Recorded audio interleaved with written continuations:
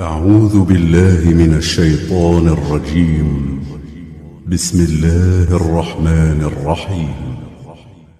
سبح اسم ربك الأعلى الذي خلق فسوى والذي قدر فهدى والذي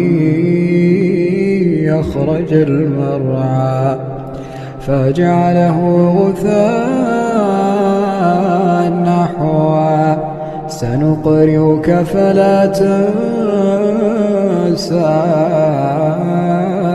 إلا ما شاء الله إنه يعلم الجهر وما يخفى ونيسرك لليسرى فذكر إن نفعت الذكرى سيذكر من